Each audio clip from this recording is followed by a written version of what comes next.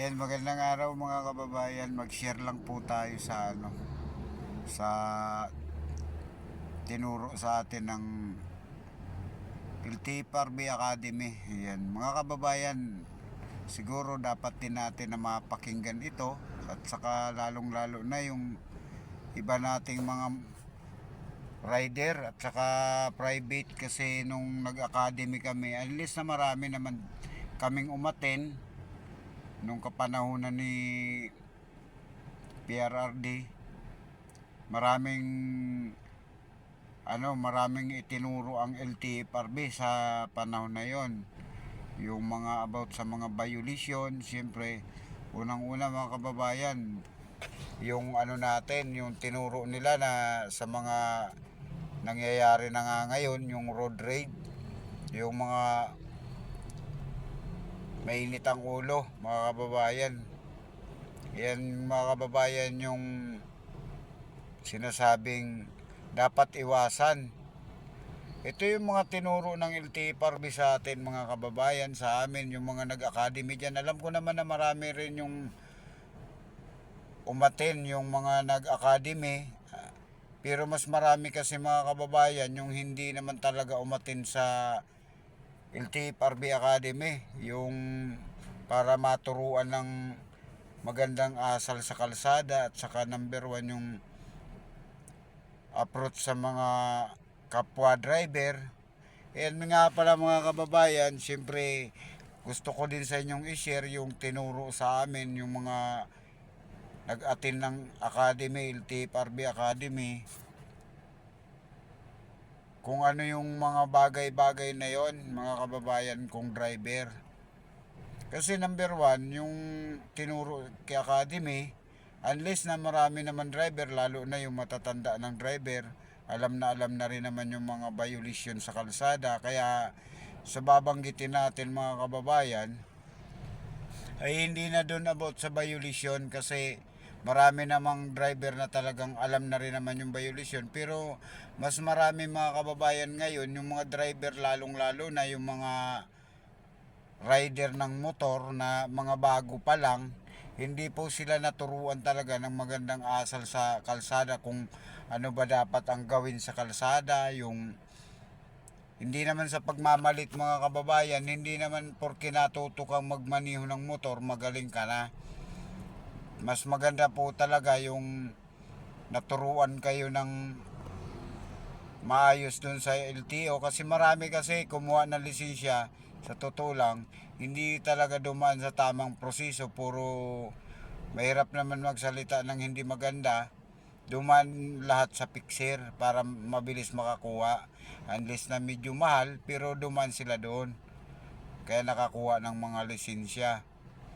Kaya mga kababayan, yung mga road rage ngayon, yung mga nangyayari ngayon, mas marami ngayon yung mga motor na involved sa mga away sa kalsada, dahil nga hindi po nila alam yung tinuro ng LTFRB kung ano ba yung mga bagay na yon. Mga kababayan, ito yung tinuro kasi sa amin ng LTFRB, kung ano yung mga bagay na yon na dapat iwasan sa kalsada, no? Number one, ang sabi ng LTFRB nung nag-academy tayo, number one, habaan ang pasensya sa kalsada, no? Dapat wag pikon sa pagpapatakbo ng sasakyan. Number 2, sinasabi nila na kung sakasakali man dumating sa point na ako bilang isang driver at kayo din dumating sa point na napinahan kayo ng isa sa ating mga kasabayan sa kalsada, na hindi naman sadya, napinahan ka, sabi nga ng maraming driver na baguhan, kinat ako, sinadya yan. Siguro mga kababayan, wala namang may gusto na nagdadrive na manadya sa kalsada na mambangga or anuman. Wala pong ganon, kasi matagal na rin tayo sa Manibela. Alam natin yun, walang driver na may gustong gawin sa bawat isa sa atin yon. Kaya lang sadya lang na minsan may time na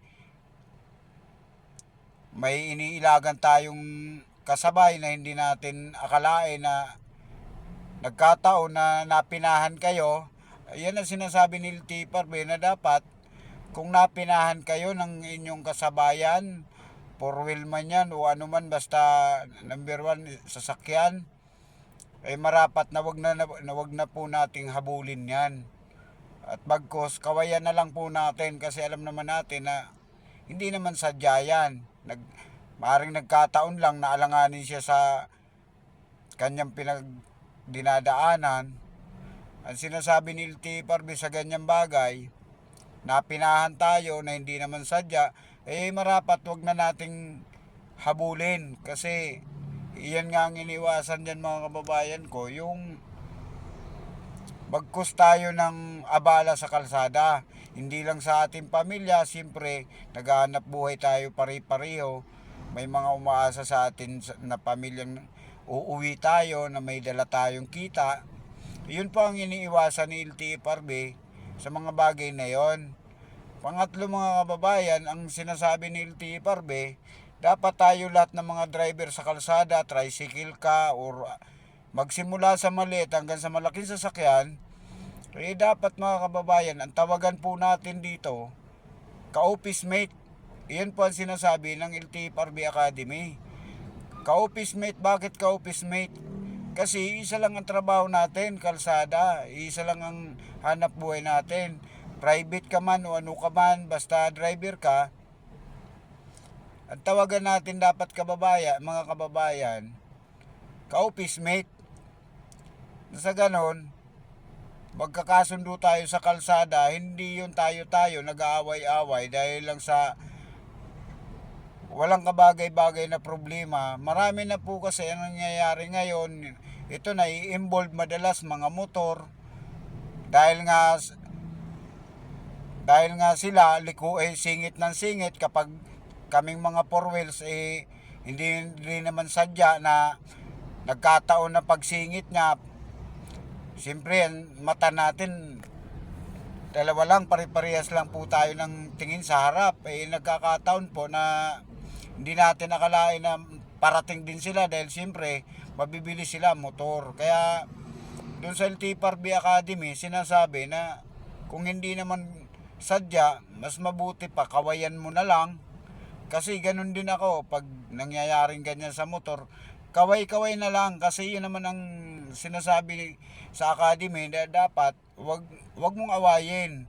Kasi yun ang una mga kababayan ko, ang iniiwasan ni LTFRB Academy dito, lahat tayo may pamilyang umaasa. Ngayon, kung papatulan natin yung mga ganung bagay, tulad nga nitong mga nangyayari ngayon na napapanood natin, na may nabaril na rider, siguro condolence na lang po dun sa namatay.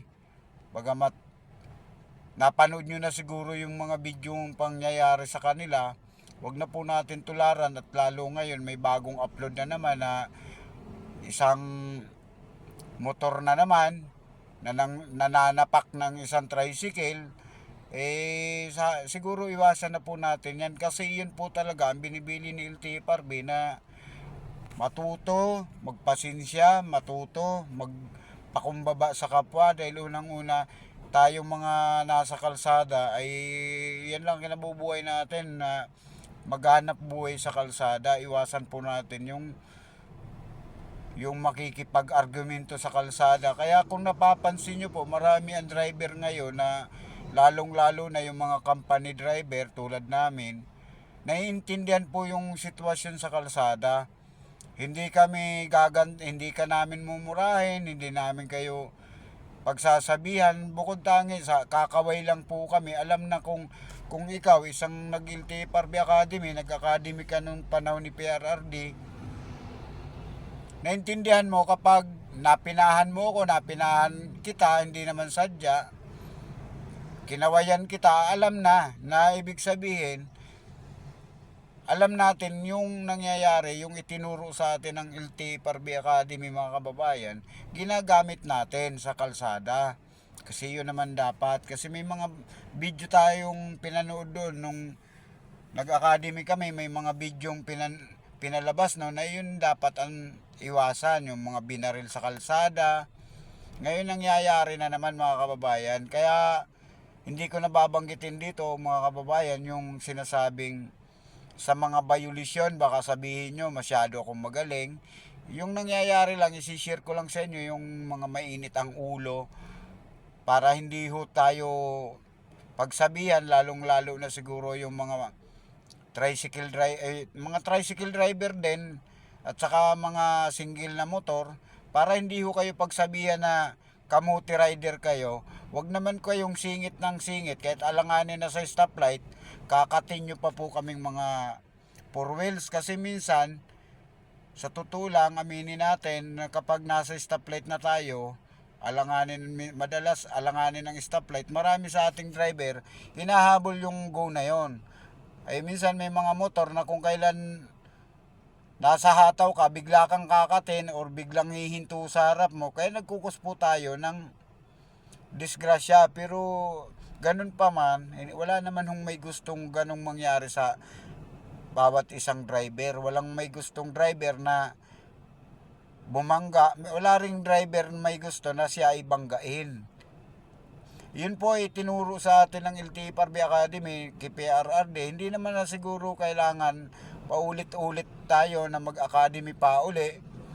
Dahil sa totoo lang, yung mga nauna KPRRD kumuha na lisensya sa mga company, mga kababayan ko, talagang naturuan kami. Yung mga maraming driver na hindi umaten, kung napapansin nyo siguro nung panahon ng lockdown, wala pong gaanong umatin sa academy noon. Kukunti lang mayroon sa mga, lalong-lalo na yung mga jeepney driver. Kaya hindi po nila alam yung nangyayari sa kalsada. Halimbawa, pipick up ng nakabalagbag, walang pakialam sa likod. Lalong-lalo na po siguro yung mga nandyan sa Pandakan, yung mga puting bus dyan na yung mga bagong dating jeep. Wala silang pakialam doon sa nasa likod nila kung nakaabala. Pero ganun pa man, lagi ko silang nasusundan. Hindi tayo nagagalit kasi naiintindihan natin na sila kasi hindi sila nagsi-attend doon sa pag-academy. Dahil kung nag-academy, LTFRB Academy tayo mga kababayan, paglabas mo doon sa tinuro nila, sa pagturo nila sa atin, paglabas po natin doon, magbabago na po yung ano natin, yung ugali natin sa kalsada. Kumbaga, pag na-overtikan ka, magagalit ka dun sa nag-overtake sa'yo, mababago na po yun. Kaya siguro, makarating to sa mga ating mga kababayan na mga motorista, mga kababayan ko, na ito share lamang yung itinuro ng LTFRB. Bagamat dito sa binabanggit ko, yung dulo na ito na sinasabi nga nila na dapat iwasan yung pagiging mainitin ang ulo sa kalsada, at saka iwasan yung makikipag-argue sa kalsada. Dahil sinasabi doon mga kababayan na dapat hindi nakikipag-argue, dahil ang problema kasi sa pakikipag-argue mo doon, wala namang umaamin doon na kung sino ang tama at mali. Tsaka ang iniiwasan pa doon, yung maabala din yung mga kasabayan natin na motorista. Kasi walang mananalo sa atin, kahit sino sa atin. Once na nagsalpukan kayo sa kalsada, walang mananalo sa atin. Dahil lang mananalo lang dyan, yung abala na aabuti natin lahat, pati pamilya natin damay.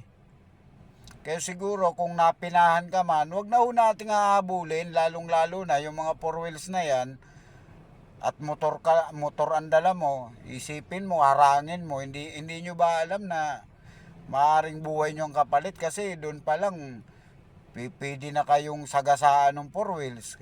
Yun po ay tinuturo ni LTFRB sa yung nag-academy kami, yung mga bagay na yan, yun po ang linicture sa atin. Kaya dapat siguro mga kababayan ko, dumating yung time na mangyari sa kahit sino man sa atin, ang mga driver, alam naman natin sa sarili natin, hindi kawalan yung unang-una, hindi naman kawalan sa pagiging pagkalalaki kung magpasensya tayo pare-pareho. Kasi ang inaano natin dito, iniiwasan nga dito yung hindi natin sukat akalain yung makakaharap natin dyan kung balagbag din ba yung pag-iisip niya. Kung parehas mainit ang ulo yung dalawa, di wala na. Anong mangyayari? Pamilya nyo ang kawawa. No? Saka iwas-iwasan po natin mga kababayan yung ito, wala na to sa tinuro ng LTFRB, pero napapansin po natin na yung mga motor, kumpul-kumpul lagi, once na nakanti mo yung isa, ayan, madalas nagtutulong-tulong dahil tropa-tropa. Kaya siguro iwasan nyo, tulad ng nangyari na yan sa Antipulo, bagamat nakita nyo na sana na dapat awat na kaagad, yung iba nakikisimpatya, tumulong pa, kaya yan ang nangyari. Ganun pa man, yun lang mga kababayan, ang tinuro ni LTFRB, pinaalala ko lang, share ko lang sa inyo kung ano ba yung tinuro ni LTFRB. Yung tinuro na yan, bandang huli na po yan sa amin itinuro. Kaya siguro dapat magkaroon tayo ng anong mga driver na kung may patawag po yung LTFRB Academy or MMDA, siguro dapat din tayong umatin lahat para sa ganun matuto po tayo, no, mga kababayan kong driver. Para matuto tayo magpasensya sa kapwa natin, kasi ang totoo lang, ang tawagan po natin lahat basta driver ka-office mate. Walang murahan, walang kung ano man sa kalsada dahil pare-parehas tayo naghahanap buhay. Kung nagkamali man yung isa, pasensya na, lalong-lalo na kung hindi naman tayo nasagi or ano man, hindi naman sadya yun. Pasensya na lang, gano'n na lang mga kababayan. Ano kasi yan ang tinuro ni LTFRB Academy sa atin. Sinare ko lang sa inyo kung ano ba dapat ang gawin. Yun lang mga kababayan, maraming salamat sa inyo. Babay sa lahat.